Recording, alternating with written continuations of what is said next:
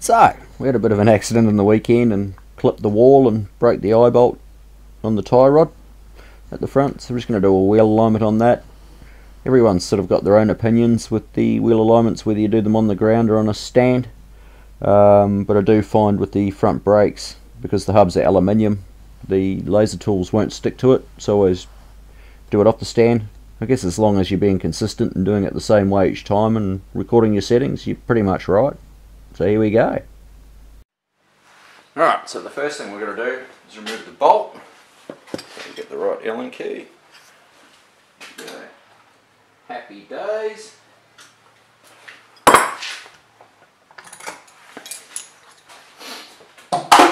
Rip this puppy here out. 13 mil.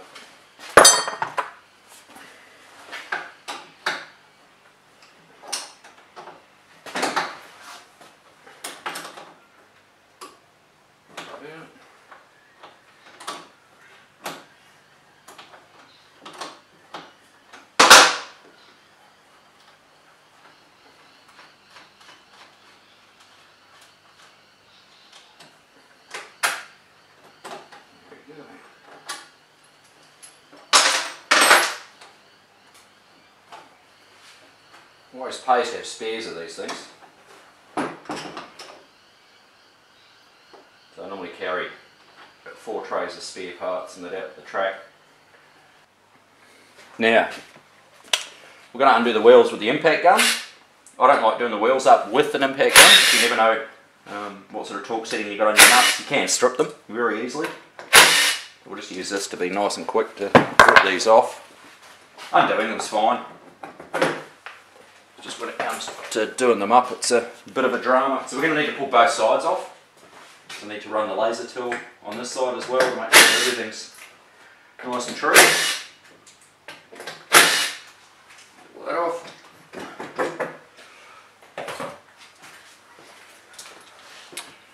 So those done. Settle those together. We'll normally put all the parts in the same spot to know exactly where everything is. The next thing we've got to pull off is this hub. Pop that puppy off.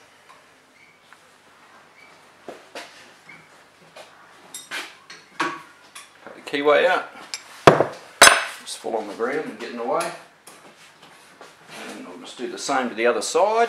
Sorry, I would have recorded this on the GoPros, but both of them have got cracked screens at the moment, so they've just gone back for repair. There's just a wee sack clip here that holds the Jesus nut on.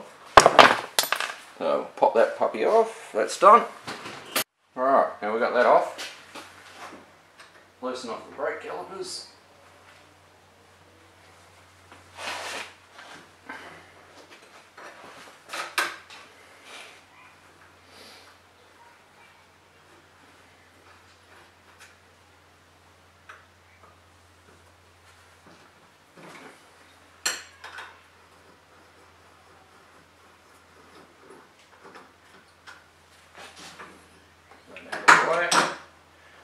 Tuck it down there because the laser level will run through that piece there. The space isn't here, so we need to get everything sort of back in the same place. So I'm going to just flat down on the ground with everything in the right order. Same with the other side.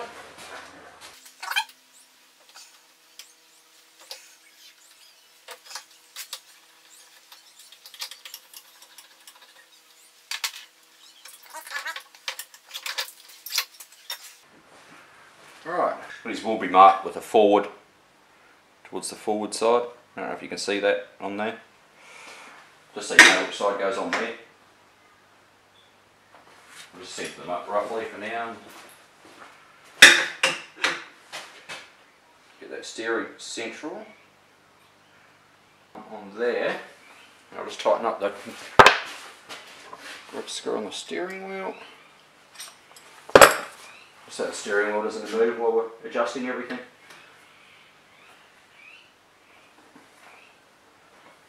You can still get a bit of movement out of it, it's just going to be a bit tight.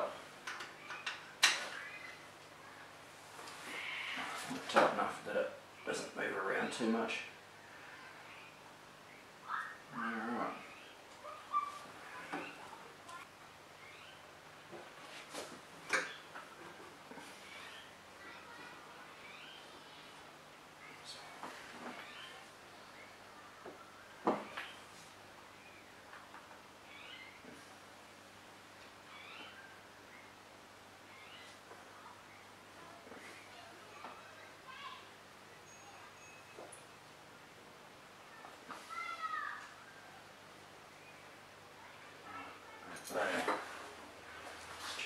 wheel.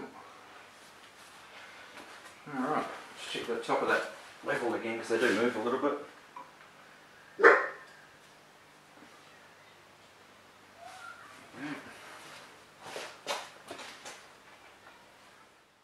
Alright, so the other side did need a bit of an adjustment to line it up. Just give it a final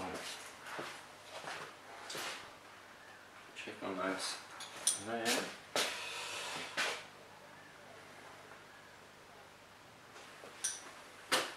Alright, so that's looking pretty good there. I'm just going to recheck here. 315mm.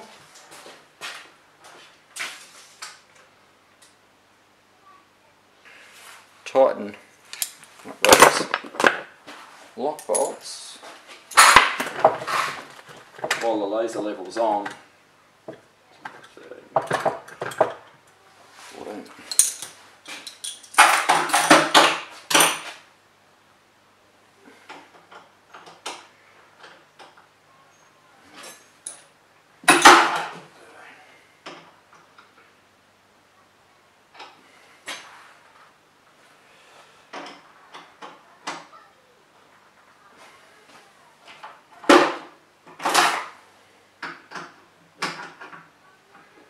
Now,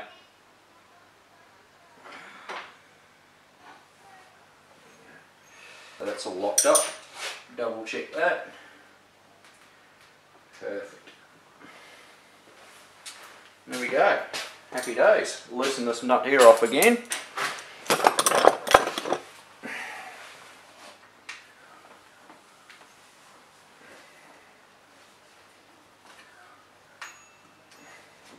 Just enough to get rid of any play. It's not too tight. Turn these off. Put them away.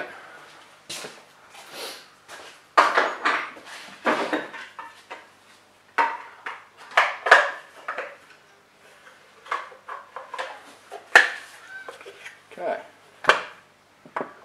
There we go. Back to how it was. I'll slip everything back together.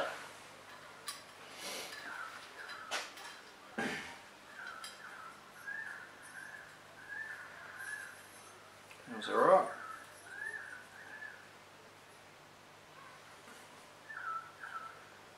Not even.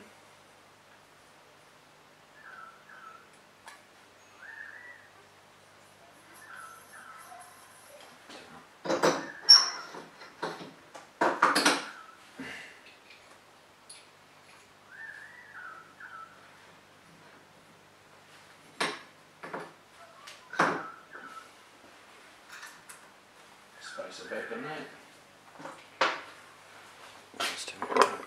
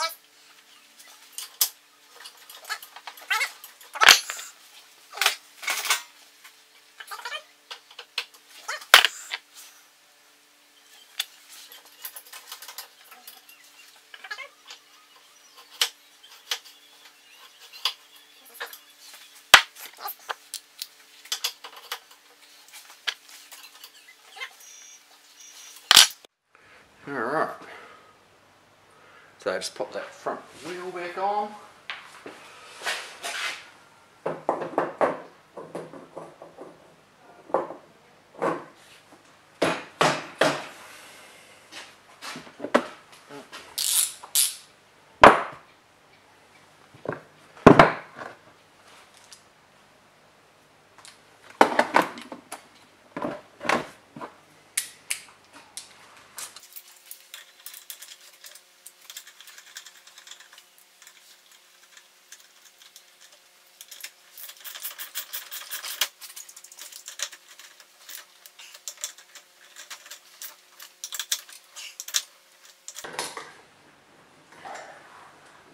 There we go, all good to go, minus the other wheel.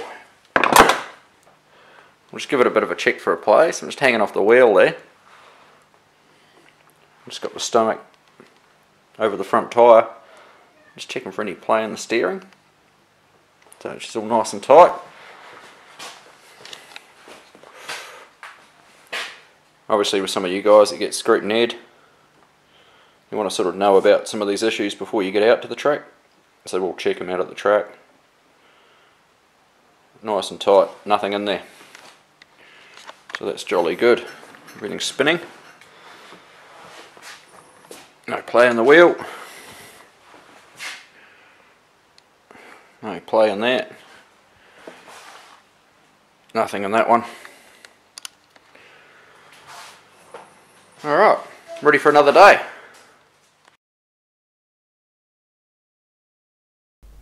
Somebody asked why we didn't remount the R3 motor on the back of the shifter cart. You can see where the sprocket comes out. Would have had to extend the chassis and run a jack shaft to get it back. We had actually built a rear mount cart before. I made a big modified Honda 460. Here's a couple of photos of that one.